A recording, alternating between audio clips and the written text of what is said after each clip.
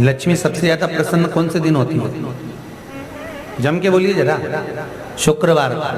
तो शुक्रवार को लक्ष्मी सबसे ज्यादा प्रसन्न क्यों होती है? उसका प्रसन्न होने का कारण क्या था? लक्ष्मी जी के दो भाई थे, दोनों की शादी नहीं हो रही थी, दाता और विधाता, दोनों का विवाह नहीं हो रहा।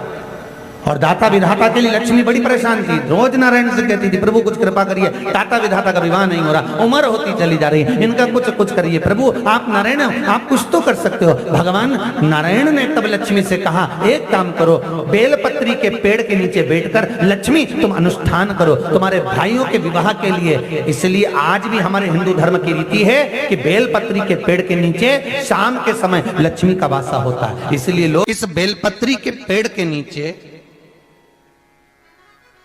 तुम्हारा रात्रि को शाम को 6 बजे से लेकर रात्रि को 8 बजे तक तुम्हारा निवास होगा। जैसे पीपल के पेड़ में देवताओं का निवास, आपको आप लोगों ने यदि पद्म पुराण पढ़ी होगी या सुनी होगी तो उसमें स्पष्ट कहा है, पीपल के वृक्ष की गणना ध्यान देना, पीपल के वृक्ष में सुबह 4 बजे से लेकर 7 बजे तक ब्रह्मा जी का वासा होता है। पीपल के वृक्ष में सुबह 7 बजे तक ब्रह्मा जी का वासा, 7 बजे से लेकर 10:30 बजे तक पीपल के वृक्ष में भगवान विष्णु का वासा होता है। कितनी बजे तक? 10:30। 10:30 से लेकर 11:30 12 बजे तक पीपल के वृक्ष में पितरों का वासा होता है। इसलिए हमारे यहाँ पितरों को श्राद्ध पक्ष में जो भोजन कराया जाता है वो 10:30 से 12 के बीच में कराया जाता है। 12 बजे के बाद पीपल के वृक्ष में दोपहर के 1:30 बजे तक आहूतों का वासा रहता है। आहूत कौन? जो गर्भ में शांत हो गए, जो कुंवारी अवस्था में शांत हो गए, जो जन्म लेने के बाद उनका विवाह नहीं हुआ और शांत हो गए, उन आहूतों का वासा उस पीपल के वृक्ष में दोपहर में 1:30 बजे तक रहता है। उसके बाद में प्रेतों का वासा चालू होता है। इसलिए दोपहर के समय पीपल के पेड़ की परिक्रमा नहीं होती। फिर शाम को 4 बजे से 7 बजे तक पीपल के वृक्ष में शंकर जी का वासा होता है। इसलिए शाम के समय पीपल की परिक्रमा नहीं होती। 7 बजे के बाद में पीपल के वृक्ष में रात्रि को 9 बजे तक कुबेर का वासा होता है। फिर 9 बजे के बाद में प्रेतवास चालू होता है पीपल के वृक्ष में। उसी तरह बेलपत्री का जो वृक्ष है, उस बेलपत्री के वृक्ष के नीचे रात्रि को 8 बजे से लेकर 12 बजे तक बेलपत्री के पेड़ के नीचे कुबेर का निवास होता है। महाराज, कुबेर का निवास। प्रयास करा करो इसी बेलपत्री के पेड़ के नीचे हम दीप लगाएं, घी का दीप। यदि संपदा की कमी हो तो, अगर भगवान ने खूब संपदा दी है तो भले मत लगाओ, कोई दिक्कत। महामृत्युंजय मंत्र का यदि आप जाप करते हो और आपको मालूम पड़ गया कि शरीर में मुझे ये रोग हो गया है, मुझे शुगर हो गया है, मुझे बीपी हो गया है, मेरा ब्लड प्रेशर ऊंचा नीचा रह रहा है, कोई भयंकर रोग, मेरे रिश्तेदार को कोई कैंसर जैसा रोग हो गया, किसी को कोई थायराइड हो गया, किसी को कोई किडनी और लीवर में सूजन हो गई, किसी को कहीं किडनी और लीवर में तकलीफ हो गई, तो शिव महापुराण की कथा कहती है, नवग्रह शिव महापुराण की कथा कहती है कि बेलपत्री के वृक्ष के नीचे महामृत्युंजय मंत्र का जाप जो शुक्रवार की शुक्रवार घी का दिया लगा कर करता है, उसके रोग बाबा देवाधिदेव महादेव समाप्त करते चले जाते हैं। ये संजीवनी मंत्र शुक्रवार के दिन भगवान शंकर को शुक्र को दिया था, इसलिए उसकी प्रधानता है।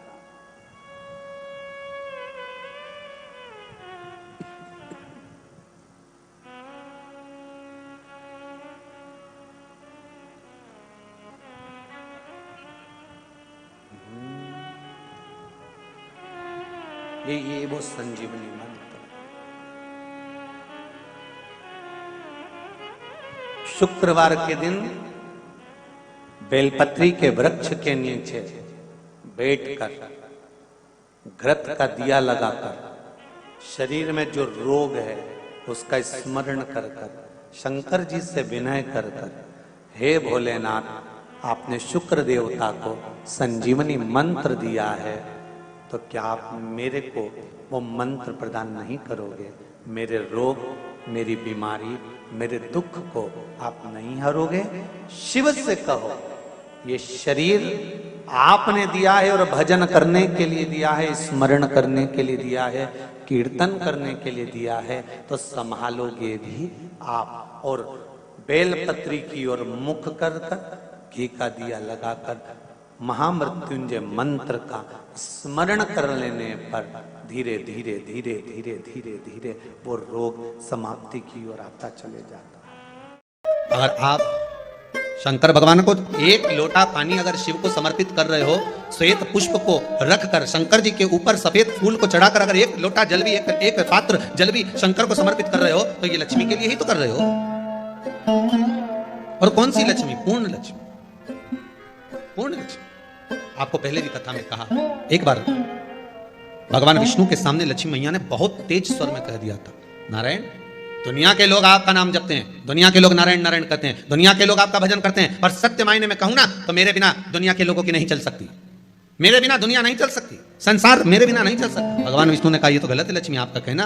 एक दिन लक्ष्मी को अहंकार आ गया, अहंकार के संबोधन जब माता लक्ष्मी करने लगी तो भगवान उसी समय पर भगवान विष्णु को क्रोध आ गया और भगवान विष्णु ने कह दिया, लक्ष्मी तू इतनी बड़ी बड़ी बात कहती है कि तेरे बिना नहीं रह सकती संसार। मैं तुझे कहता हूं लक्ष्मी तू अपूर्ण है, तू अपूर्ण है, तू पूर्ण कब हो गई?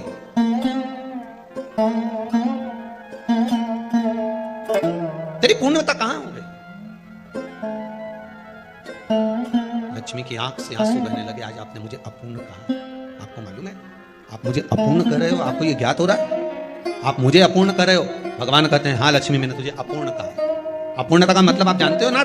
भगवान कहते हैं लक्ष्मी मैं सब जानता हूं। लक्ष्मी रोती हुई माता सरस्वती के पास पहुंच गई। सरस्वती ने पूछा क्या बात है लक्ष्मी, क्यों रो रही हो? लक्ष्मी जी ने कहा क्या बताऊं सखी, मेरे पति ने आज मुझे अपूर्ण कह दिया।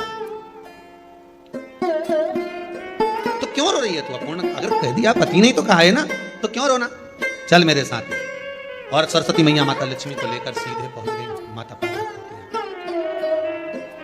माता पार्वती के यहाँ जब पहुंची, माता पार्वती ने लक्ष्मी जी को देखा और सरस्वती को देखा तो पूछा कि बात क्या है, क्या हो गया ऐसा, क्या हुआ, क्या है ऐसा जो तुम दोनों आज मेरे पास में आई? क्या हुआ? पार्वती जी कुछ बोलती, शिव जी का ध्यान माता सरस्वती की ओर और लक्ष्मी की ओर गया और भगवान शंकर जान गए कि आज भगवान नारायण ने लक्ष्मी जी को अपूर्ण कहा है।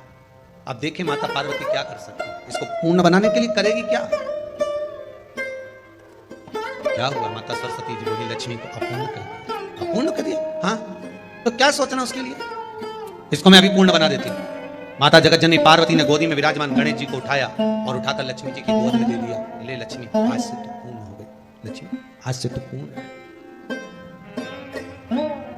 गोदी में जब तक संतान नहीं है तो नारी को लोग अपूर्ण समझते हैं, पर माता पार्वती जी ने संपूर्ण ब्रह्मांड में एक सिद्धता प्रदान कर दी कि अपने गोदी के लाल को, अपने गोदी के पुत्र को माता ने लक्ष्मी की गोद में देकर लक्ष्मी को पूर्ण बना। वो दिन कौन सा था? लक्ष्मी को पूर्ण करने का दिन। केवल अमृत ही नहीं बरसता, लक्ष्मी भी बरसता। लक्ष्मी